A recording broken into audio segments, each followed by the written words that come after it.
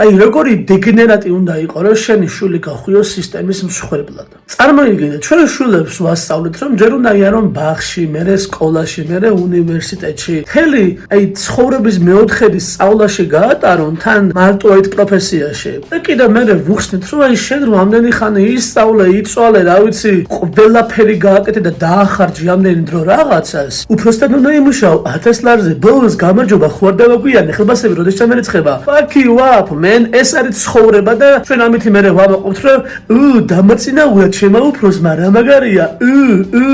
როგორ არ უნდა გაგიხმეს სისხლი, რომ უბრალოდ აი ადამიანს ეს ყველაფერი ურჩი. იმის მაგივრად ვასწავლოთ, რომ შეცდომები დაუშვან, რისკები აიღონ, თავისი საქმე ქონეთ რაღაცა გარკვეულ დონეზე და იქიდან აიღონ შემოსავალი. არა, ვასწავლეთ იმას, რომ ბოლოს ვიღაცას ეთაყვანოს, ამაში აიღოს ხელფასი.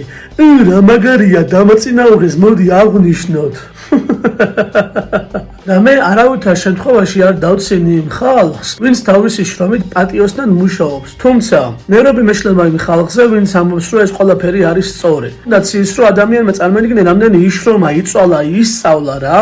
მერე სისტემა, მშობლები, მასწავლებლები, ლექტორები და ყველა ეს ადამიანი ბავშვობიდან ტვინში გვინერგავს იმას, რომ აი ესეთი ცხოვრება არის სწორი.